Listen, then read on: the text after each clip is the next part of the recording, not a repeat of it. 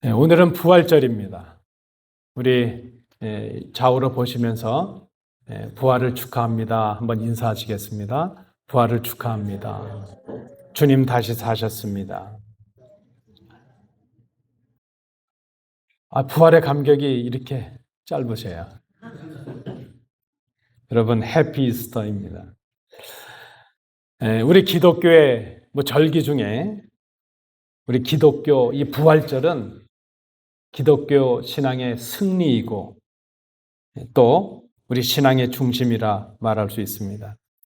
우리는 이렇게 겉으로 고백하면서 외칩니다. 예수님이 부활하셨다. 그런데 우리가 이렇게 외치면서도 한편으로는 우리 마음 깊은 곳에서 우리에게 이런 질문이 일어나는 것을 금할 수가 없습니다. 이 부활의 사건이 지금 나의 삶과 무슨 상관이 있을까? 이 병상의 두려움 속에 있는 나에게 이 부활이 어떤 의미가 있는가? 사랑하는 가족을, 사랑하는 사람을 떠나보낸 이 상실 속에서 부활이 나에게 어떤 의미로 다가오고 있는가? 자녀들의 문제, 경제적인 고통, 삶의 무게에 짓눌려 있는 내 삶 속에서 부활은 나에게 지금 현실적으로 어떤 해결을 주고 있는가? 여러분, 우리에게 여전히 부활은 머리로 믿는 교리로는 남아있는데 우리의 삶 속에서 실제적으로 경험되는 삶의 진리로는 다가오지 않는 것을 느낍니다. 우리가 오늘 함께 봉독하신 이 본문의 말씀은 어떻게 보면 부활을 가장 관계적이고 또 가장 인격적으로 섬세하게 보여주는 본문이라 말할 수 있습니다. 부활의 첫 장면, 그것은 환호가 아니었습니다. 찬양도 아니었고 승리의 행진도 아니었습니다. 부활의 첫 장면은 한 여인의 눈물이었습니다. 부활의 목격자도 왕도 아니고 제자들도 아니고 울고 있는 가련한 한 여인 막달라 마리아였습니다. 부활의 사건은 축제에서 시작되는 것이 아니라 한 여인의 눈물 속에서 시작되고 있습니다. 하나님께서 오늘 이 본문의 말씀을 통해서 우리에게 묻고 계십니다. 너는 지금 어디에서 울고 있느냐? 부활은 강한 사람에게 먼저 임하는 것이 아니라 가장 무너져 있는 사람, 가장 연약한 사람에게 먼저 임하고 있습니다. 울고 있는 사람에게 이 부활이 임합니다. 부활은 시작됐는데 우리는 여전히 이 부활을 맞이하면서도 우는 자리에 있는 것을 봅니다. 오늘 본문 1절은 부활의 이야기를 이렇게 시작합니다. 안식 후 첫날 일찍이 아직 어두울 때에 막달라 마리아가 무덤에 와서 아직 어두울 때에 여러분 이 표현은 요한의 이 복음서를 기록하고 있는 요한의 의도가 보여집니다. 단순한 어떤 시간의 묘사를 넘어섭니다. 이것은 마리아의 현재 마음의 상태와 그의 삶의 상태와 영적인 상태를 보여줍니다. 마리아의 마음은 지금 완전히 어둠 속에 있습니다. 그렇게 사랑했던 주님께서 십자가에서 죽으셨습니다. 그의 삶의 의미가 사라졌고 그의 미래가 무너졌습니다. 이 여인은 지금 울면서 무덤을 찾아갑니다. 희망을 찾기 위해서가 아니라 사랑하는 예수님의 마지막 흔적이라도 붙잡기 위해서 예수님의 무덤에 올라갑니다. 여러분, 이 여인의 모습 속에서 연약한 우리 인간들의 모습을 봅니다. 인생을 살아가는 우리의 삶 속에도 아직 어두울 때가 있습니다. 질병 가운데 고통하는 그 가족을 바라보면서도 아무것도 할 수 없는 우리의 그 무력함, 그렇게 기도했는데 전혀 바뀌지 않는 우리의 현실, 사랑하는 사람을 떠나 보내야 하는 그 아픔, 그렇게 믿었는데 무너진 기대와 우리의 소망, 우리의 계획대로 되지 않는 우리의 삶의 형편들, 그런 자리에 임할 때에 그때 우리는 스스로에게 질문합니다. 정말 하나님이 살아계신가? 정말 하나님이 살아계신다면 이런 일이 나에게 일어날 수 있을까? 아마 지금 이 마리아의 심정이 그렇지 않았을까 생각합니다. 무덤에 가서 그 빈 무덤을 보고 그녀가 내린 결론이 무엇입니까? 누군가가 우리 주님의 시신을 옮겼구나. 이 여인은 그 전에 주님께서 말씀하셨던 부활의 약속을 다 잊어버렸습니다. 그는 지금 주님께서 말씀하셨던 부활의 약속을 믿는 것이 아니라 그저 자기의 생각대로 도난의 가능성을 믿고 있습니다. 부활했다는 이 사실을 믿을 수가 없습니다. 여러분, 이것이 우리 인간의 한계입니다. 하나님의 일을 우리 인간의 수준으로 해석하기 때문입니다.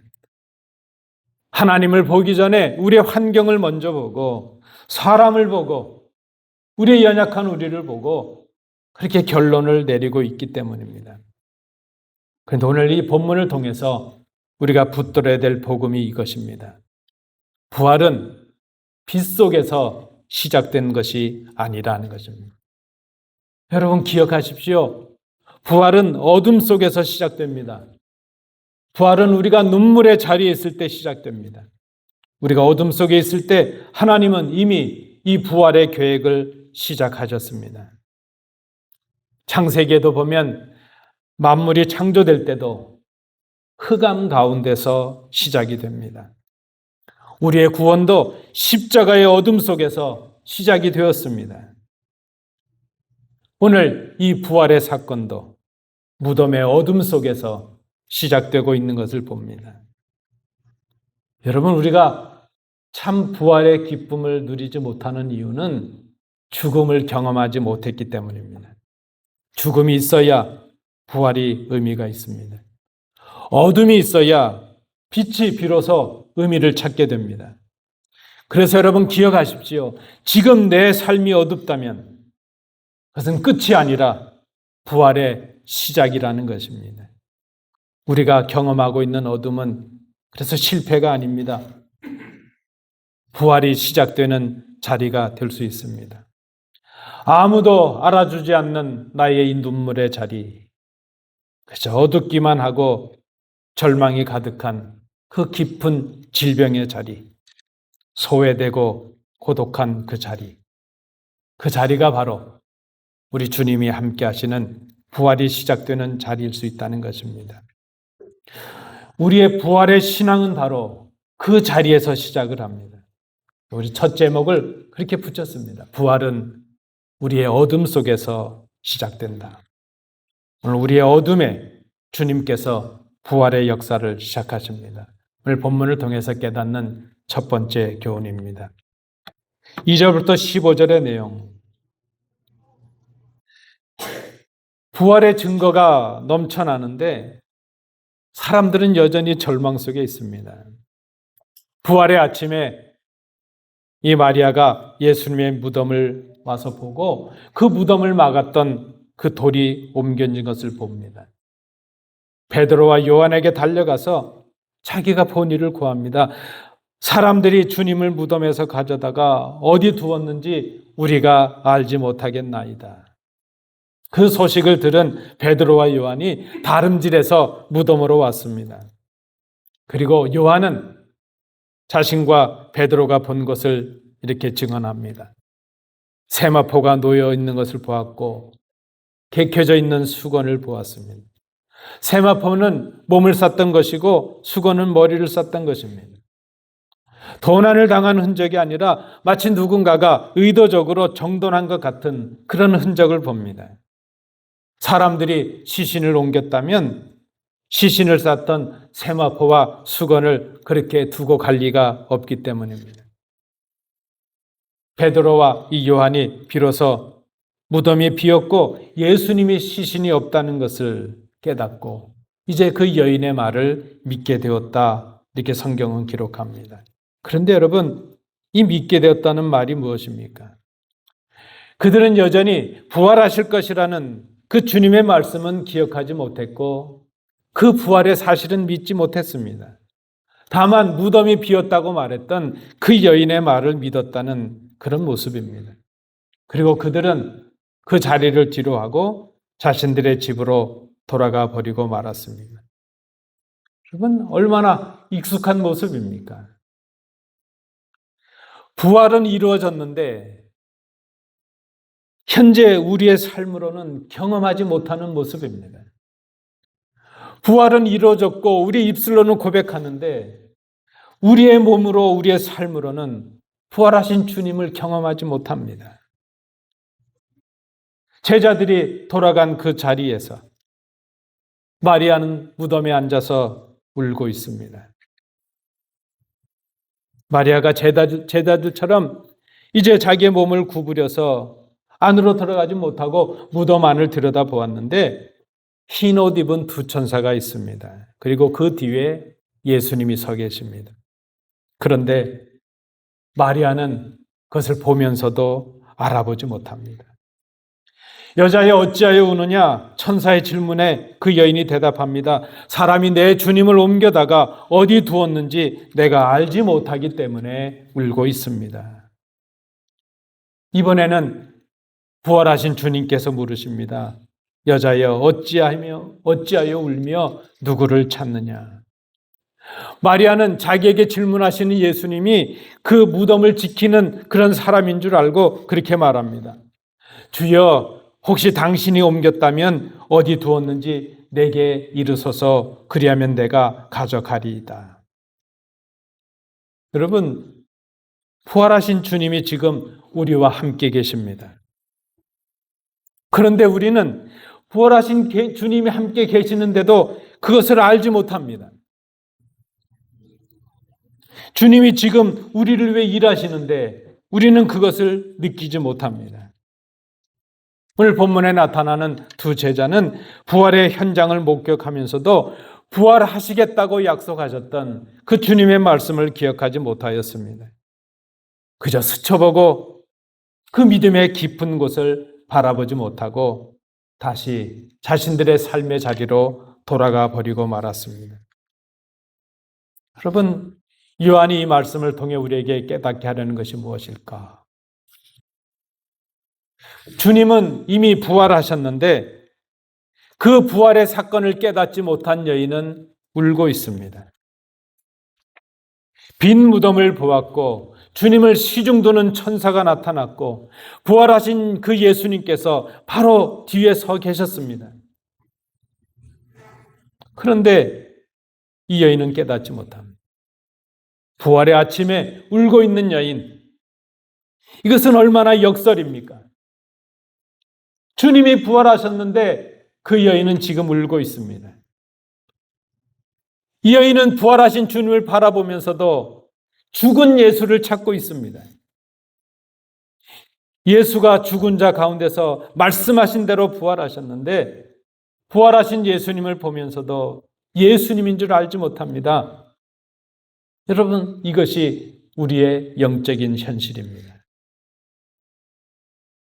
예수님을 믿는다는 우리가 예수님이 부활하셨는데 여전히 우리는 어둠에 있고 여전히 죽음에 있고 여전히 눈물 가운데 있습니다. 주님이 우리 곁에 계시는데도 깨닫질 못합니다. 주님이 역사하시는데도 그것을 느끼지도 못합니다. 주님이 살아계시는데 주님의 질문을 받고 말씀을 들으면서도 전혀 느끼지를 못합니다. 부활을 믿는다고 하면서 부활의 능력과 부활의 삶을 전혀 누리지 못합니다.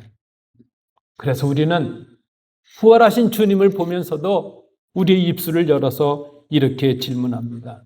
주님, 어디에 계십니까? 우리 주님을 어디다 두셨습니까? 아직도 무덤에서 예수의 시신을 찾고 있습니다. 아니, 어떻게 보면 우리는 십자가까지만 예수님을 믿고 부활을 경험하지 못하는 사람들 같습니다. 주님께서 부활하신 이 아침에도 여전히 어둠에 거하고 여전히 두려움에 쌓여 있고 여전히 이 삶의 무게로 인하여 고통으로 인하여 울고 있는 모습이 바로 우리들의 모습입니다. 그러나 오늘 본문은 우리에게 말씀합니다. 부활하신 주님께서 이미 울고 있는 우리 곁에 와 계신다 하는 것입니다. 오늘 본문에서 깨닫는 세 번째 교훈입니다. 오늘 본문의 이 부활 이야기의 절정은 한 단어로 요약이 됩니다. 마리아야, 마리아야. 단 한 번의 호칭, 단 한 번의 이름을 부르심으로 모든 것이 바뀝니다. 예수님께서 그 마리아에게 마리아야 부르시는 그 순간에 그의 눈물이 그치고 절망이 사라지고 믿음이 다시 살아납니다. 이 마리아는 그 이전까지는 예수님을 알아보지 못했습니다. 그러나 부활하신 주님이 그의 이름을 부르시는 그 순간에 그는 돌이켜 주님을 부릅니다. 라보니, 나의 선생님. 여러분, 그렇게 깨닫지 못했던 이 마리아가 어떻게 예수님이 부르시는 그 음성을 듣자마자 예수님을 알아보게 되었을까? 우리 주님은 요한복음 10장에서 전에 이렇게 말씀하신 적이 있습니다. 선한 목자는 양의 이름을 각각 불러 인도하여 낸다. 양은 타인의 음성을 알지 못하기에 따르지 않고 도망하지만 목자의 음성은 알기 때문에 목자를 따라간다. 여러분, 부활의 사건은 그저 단순한 사건이 아닙니다. 부활은 목자이신 우리 주님과 양인 우리의 관계의 회복입니다. 우리의 아버지와 자녀된 우리의 회복입니다. 주님과 나와의 회복입니다.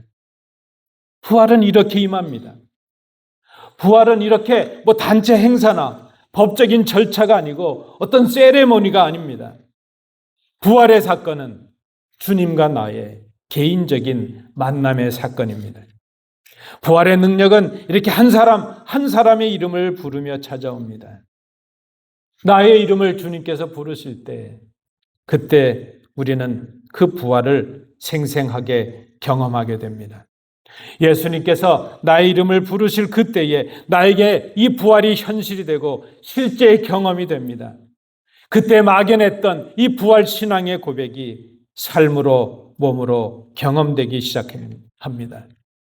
이론으로 알았고 교리로 알았던 그 부활하신 예수가 내 속에서 온전한 주님으로, 부활하신 주님으로 고백되기 시작합니다. 그때 우리의 믿음이 냉철한 이 머리에서 뜨거운 가슴으로 내려오는 경험을 하게 됩니다. 여러분, 그래서 부활은 축제 행사가 아니라 내가 주님을 만나는 감격입니다. 오늘 이 부활절 메시지의 핵심은 바로 이것입니다. 부활은 예수님이 다시 살아나셨다는 공동체의 축제의 사건이 아니라 그 살아나신 예수님이 나를 부르시는 개인적인 만남과 회복의 시간이라는 것입니다. 부활하신 예수님께서 낮은 곳에 있는 그 한 사람, 울고 있는 그 한 사람, 아직도 어둠에서 빛을 깨닫지 못한 그 한 사람을 찾으시고 그에게 오셔서 그의 이름을 불러주십니다. 부활의 첫 증인이 바로 마리아였습니다. 여러분, 당시에 이 여성의 증언은 법적인 효력이 없었습니다. 어떻게 보면 이 여인은 사회적으로 가장 신뢰받지 못한 존재였습니다. 그런데 하나님께서 부활, 이 복음의 시작을 이 힘없는 여인에게 맡기십니다. 이것이 오늘 우리에게 주시는 부활의 은혜입니다. 낮은 자를 부르시는 부활, 눈물 흘리는 그 자를 찾아오시고 부르시는 그 부활, 세상에서 소외되고 잊혀진 자를 부르시는 부활, 고통과 고난 가운데 울고 있는 자를 부르시는 부활. 오늘 본문을 보십시오. 주님을 만난 이 마리아는 다시 제자들에게로 갑니다. 이제는 빈 무덤을 보고 예수님의 시신이 도중 맞았다 이렇게 울던 마리아가 아닙니다. 그는 이렇게 말합니다. 내가 부활하신 주님을 보았다. 그렇게 증언합니다. 그리고 주님께서 부탁하신 말씀을 그에게 전합니다. 그는 부활하신 주님을 증언하고 그의 말씀을 전하는 사명자가 되었습니다. 눈물이 사명이 되었습니다. 여러분, 부활의 주님을 만나게 되면 우리의 눈물의 자리가 사명이 시작되는 출발점이 될 수 있습니다. 그것이 바로 부활신앙입니다. 부활신앙은 부활의 감격으로만 끝나는 것이 아니라 부활의 삶과 부활의 사명을 가지고 세상을 향해 나가는 힘이 되고 능력이 됩니다. 고통 속에 주저앉았던 사람이 오히려 위로하는 사람이 되고, 상실을 경험했던 그 사람이 오히려 소망을 전하는 사람이 되고, 죽음을 경험했던 그 사람이 이제 영원한 생명을 전하는 그 사람이 됩니다. 부활하신 주님은 눈물의 자리에 있었던 우리의 이름을 부르시고 우리로 하여금 부활의 증인들로 새롭게 세우십니다. 그 주님의 부르심, 이름을 부르심에 응답한 그 한 사람을 통하여 오늘도 이 부활의 증언이 온 세계에 선포되는 놀라운 역사를 일으키고 계십니다. 여러분, 말씀을 맺습니다. 부활하신 주님이 오늘 나의 이름을 부르십니다.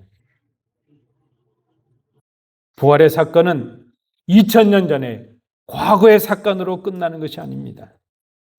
오늘 부활절을 우리가 다시 생각하는 것은 그저 2000년 전의 의미를 다시 기억하는, 과거를 추모하는 시간이 아닙니다. 오늘 이 부활절의 의미는 우리에게 일어나는 현재적인 사건인 것을 우리가 기억해야 됩니다.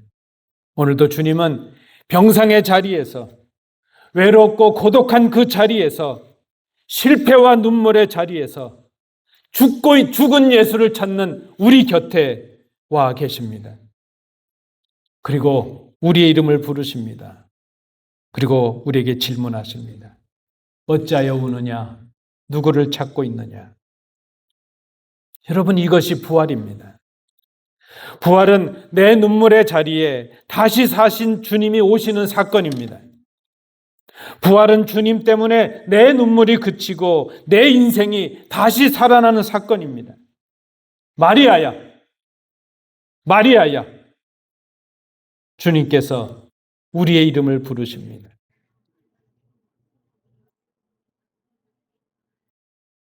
이것은 부활절 어떤 축제로의 초대가 아닙니다. 눈물의 자리에서, 어둠의 자리에서, 사망의 자리에서 이미 부활하신 주님을 보고 만나라는 초대의 말씀입니다. 여러분, 이 부활이 우리의 몸으로 느껴질 수 있기를 원합니다. 부활은 우리의 눈물보다 더 큰 눈물로 그 아들을 내어주셨던 아버지의 부르심이기 때문입니다. 부활은 우리의 아픔보다 더 큰 아픔으로 십자가를 이기신 주님의 부르심이기 때문입니다. 우리의 이름을 부르시는 주님의 음성에 귀를 기울이십시오. 우리 곁에 계신 부활하신 주님을 보십시오. 우리를 그 사랑스러운 눈으로 보시면서 우리를 위해 옆에서 일하시는 그 주님을 바라보십시오. 이것이 부활의 신앙입니다. 이 부르심을 듣는 자는 다시 살아납니다. 이 부르심에 순종하는 교회는 세상을 살리는 교회가 될 수 있습니다. 이 부르심을 듣는 사람은 눈물의 자리에서 사명의 자리로 바뀝니다. 부활의 증인이 됩니다. 사랑하는 성도 여러분, 지금 우리 가운데 계신 부활하신 주님을 느끼십시오. 그 주님을 바라보십시오. 우리를 향하신 그의 음성을 들으십시오. 목자가 양을 부른 것 같이, 아비가 자식을 부르는 것 같이 그 사랑스러운 음성으로 연약한 우리의 이름을 부르시는 그 음성을 들으십시오. 우리의 삶의 눈물을 멈추고 낙심과 절망의 자리에서 일어나서 이제 부활하신 주님을 바라보시는 우리 성도들이 되시기를 축복합니다. 그리고 그 주님을 주님 오실 때까지 증거하시는 사명자의 삶을 사시기를 축복합니다. 이 부활절 아침에 우리에게 주시는 주님의 음성입니다. 기도하겠습니다.